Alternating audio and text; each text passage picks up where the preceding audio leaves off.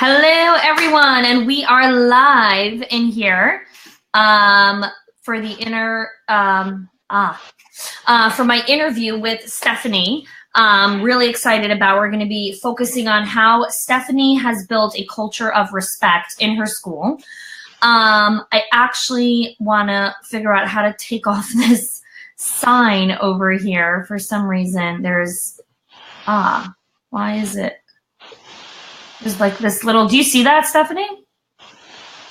There's like a sign that says, join me as I go live with Stephanie, and it won't let me take it off. Oh, it came off. Okay, I was saying it's gone now. So we're good. Okay, awesome. So Stephanie came to our live event last year, and over the course of this year, we have been, so that last year was in June. So from really like August time, we've really been working on creating a theme in her school. And she's been working really intentionally and very smartly, I would say, to bring what she really wants to the forefront with her staff. So I'm super excited to have her here today. Thank you so much for being here. Absolutely. Yeah, so let's dive right in. I want to really get started. Yeah, so I want to get started with when you were choosing what your theme, what your focus was going to be for the school year. Why did you choose the culture of respect? Like, what was that thought process behind choosing that? Okay, so I am the owner and the director of the foundation. So for me, I just have this goal, this idea in my mind of really creating a school family and a safe place for my staff to learn and grow as educators. Really for my family to feel that this is a safe place for them and a place where they're comfortable, and also obviously for the children. As a program, we are continually researching why principals in our infant toddler program, and then, school-wide, we are a Reggio-inspired program. So focusing on this key idea of respect was just something that was really fitting for our program. Having an actual theme to really structure and, create a framework or a common language within our program was something new to me. That I, like you said, I learned at the EC Leadership Live event. And I can't even remember at the time if culture of respect was one of the examples that you gave, or if it was just one of the ones where I was like, that's the right one for our program. And I feel like when I started out, it was even too wordy, and you told me, no, you need to really just make this to the point. And, it really has been a very eye-opening experience, and I really like it, and I feel like our teachers also have really enjoyed it. And whenever possible, we bring things back to that theme, which is culture of respect. We hear that our teachers using that phrase, our assistant directors using that phrase, so it really is a part of our program at this point. Yeah. So that's where I want to unpack a little bit now. So you chose that, the culture of respect, which is really in line with the center that you've created, and that you're a Reggio-inspired program. Like, it's just in complete alignment with what you want to create in your school. Right. And so with choosing this theme, what are some things that you've done to really drive this message home for your staff? Because one thing that we know as school leaders is that we can't just tell the teachers, okay, our theme is culture of respect, so I want everyone to be more respectful, okay? Yay, now everyone's going to be more respectful. Like, it doesn't work like that. So I would love to hear some of the actual things that you've done to really integrate this into the school. Okay, so we started our year off. One of the very first things we did during our in-service as we're preparing for the new school year was to introduce the theme. Our school theme is culture of respect, and we looked at our pillars of our program, our school, and it was given to the teachers. They were in charge of really looking at what does culture of respect mean in each of these areas. So they looked at culture of respect with children, with families, with their coworkers. The environment and materials is one of our pillars, and then the actual profession, the early childhood profession, is the fifth. And so we gave it to them. They were able to really look at what does this idea of cultural respect mean to them. And they honestly did an amazing job. I really didn't have a lot to contribute because they did come up with a lot of those ideas that I had in my mind.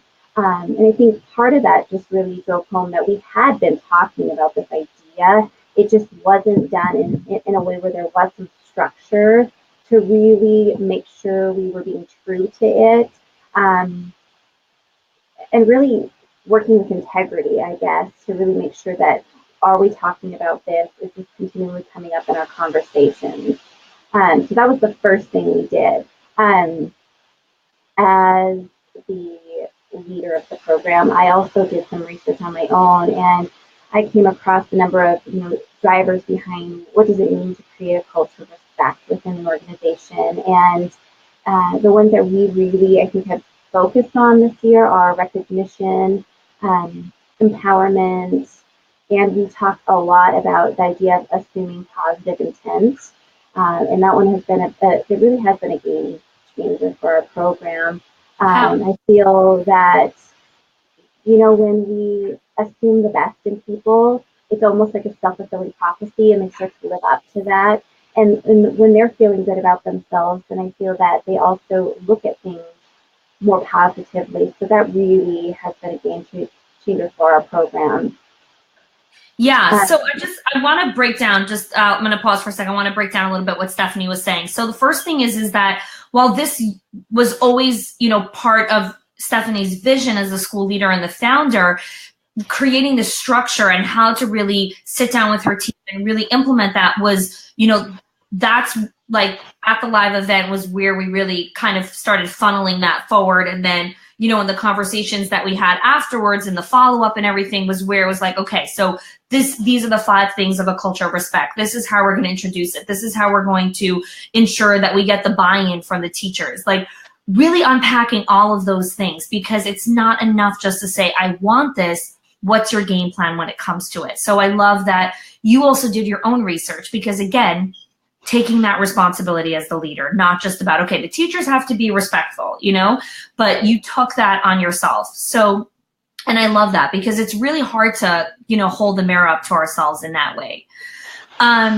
So in addition to those, the initial start of the school year, how do you feel the teachers have really come around when it comes to being more respectful with each other, more respectful in all the different areas that you had laid out, in that August training? Okay. I think some of that goes back to some of the, I guess, systems that we have in place. We have Teacher of the Month, and that is based on nominations from their coworkers. So every month they get to nominate someone, and they write about why they feel that person should be Teacher of the Month. And it's amazing how the word respect and culture of respect is put down so often. We have our parent volunteer board, and our parents are quite amazing. They really are doing a lot to recognize our staff. And, they've taken over a lot of the things that I used to do, the fun lunches or food in the kitchen for the staff. And I felt that when it was coming from me, it almost became this expectation. It's just something that I do. But when it comes from the parents, it's really viewed as, these parents are amazing. Look at all these things that they're doing for us. Yeah. So that recognition is really important to them.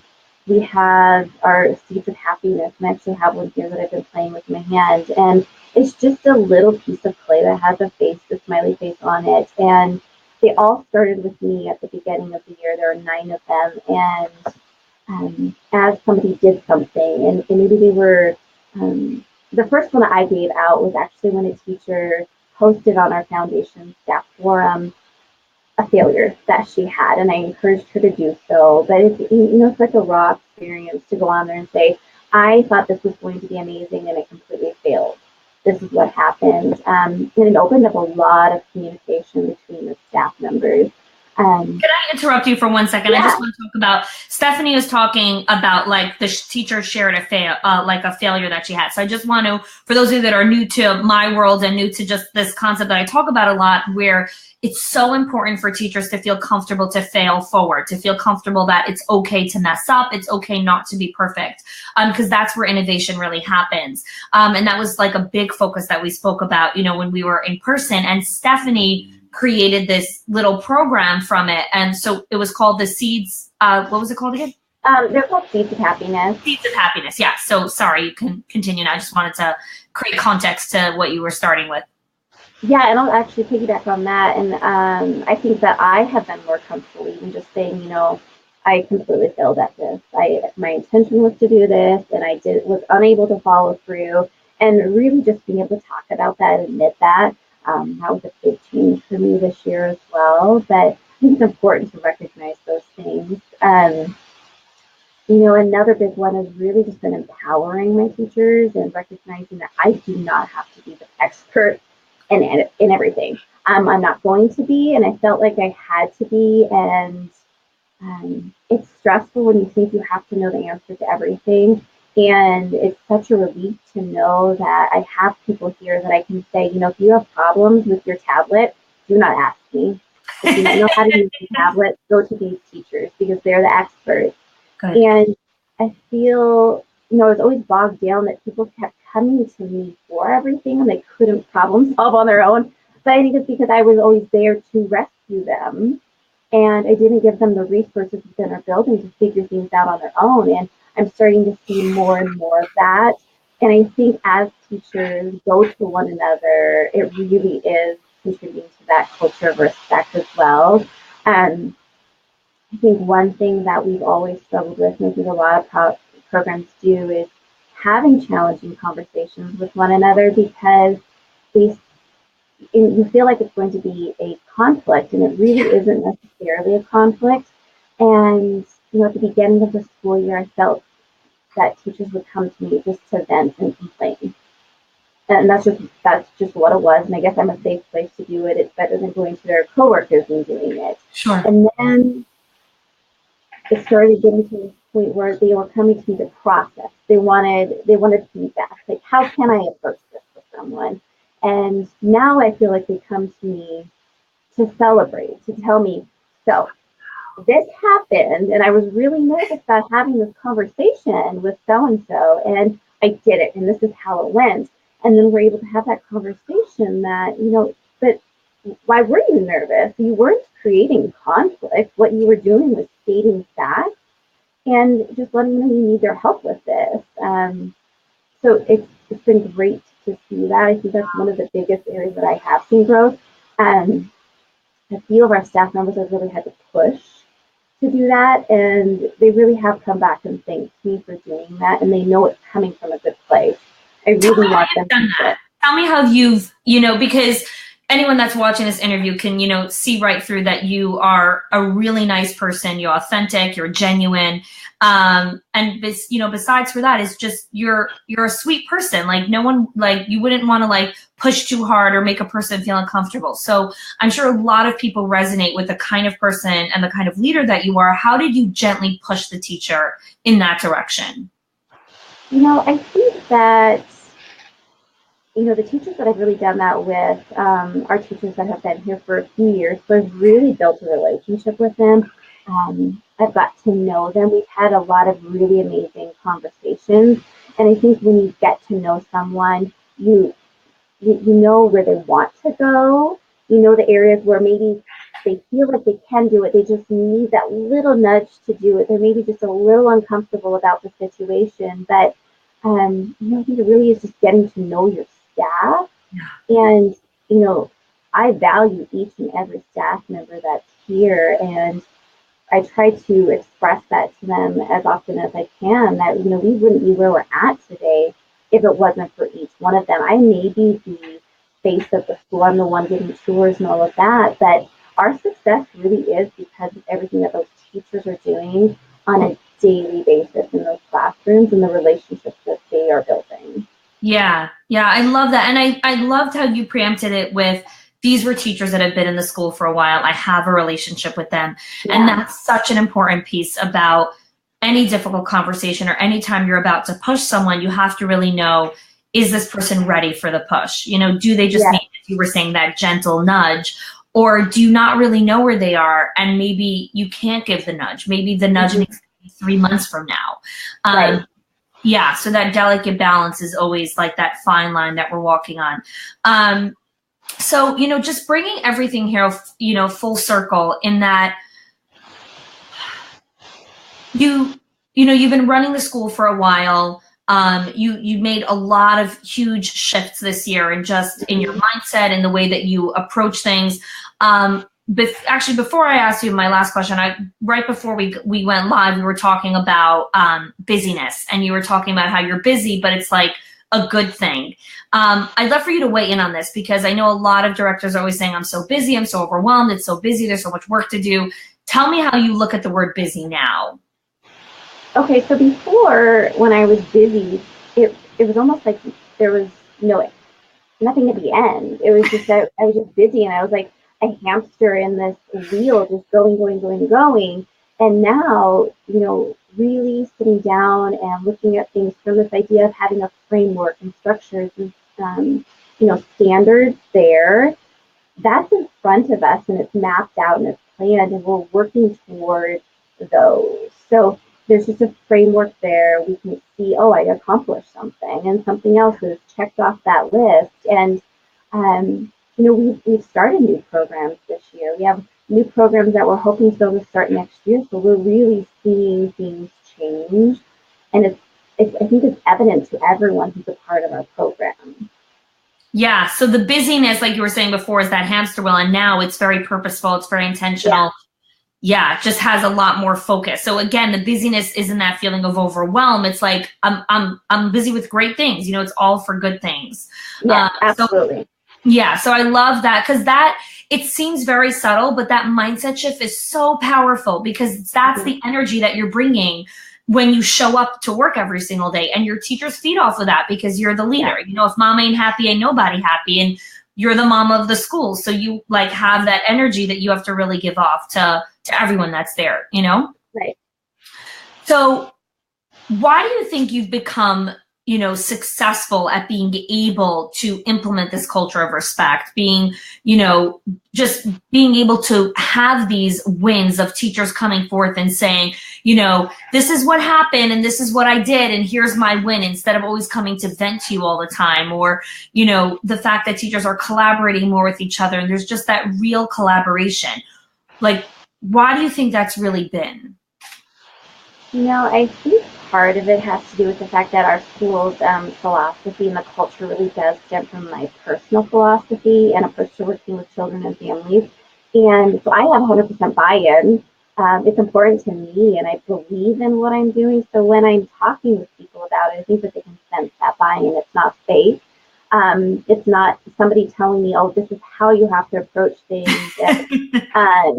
It is mine, and I already own it. I have ownership in it. And so I think it's easier to really, I guess, inspire others or talk about it when you truly believe it. And I'm seeing it happening. And, it's exciting to be here every day now. Whereas, 5 years ago, there were days when I didn't want to come to work. And it's sad when it's your own business that you don't want to be there. But, we really have an amazing group of educators, and I feel like they push me. I want to be better because of them. And I think that, this core group that we have right now and that we've really worked with over the last couple of years, they really are pushing me to do this. And it's exciting to also be there to support them and really see the potential that exists, because there is so much potential. And it's just exciting to see where we're going. Yeah. And I also think just that piece of how they're pushing you, I think a lot of it comes from just you're letting go of, Marshall Goldsmith talks about this, where he says letting go of being the great achiever versus the great leader.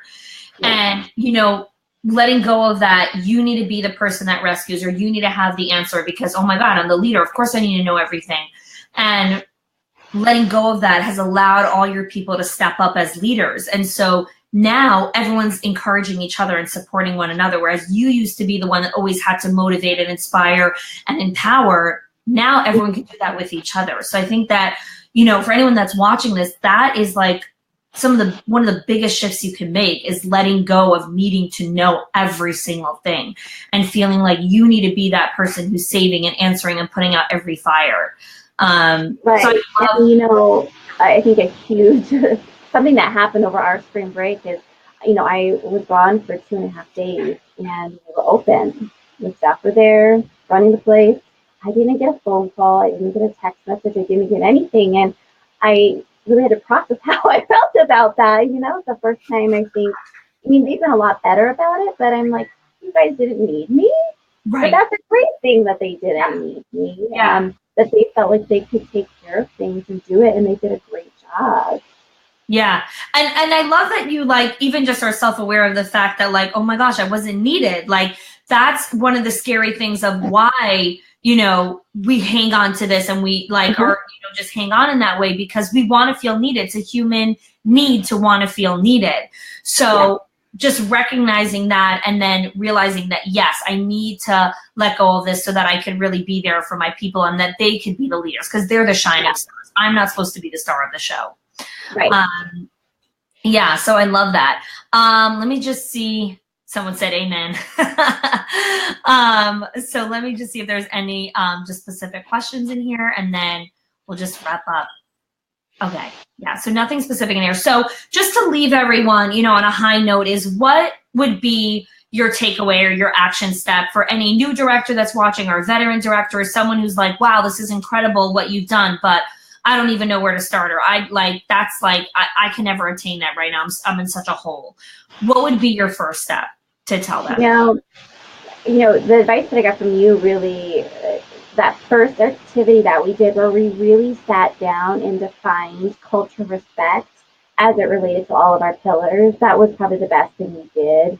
And I think it was really powerful that was the first learning experience that we had with this group of teachers coming in at the beginning of the school year. I think it's really important that you define that and what does that mean to you, but also what does that mean to your staff and let them have a part in that. Okay. Awesome. Stephanie, thank you so much for your time. So super appreciative. And I hope this was valuable to anyone that's watching and just realizing that it doesn't take, supernatural powers or magical wands to create this in your school. It's about working strategically and smartly with that intention, as Stephanie was saying, and being busy with the right things to really build that school of excellence that you want. So thank you so much again for your time and take care. Have a great night, everyone.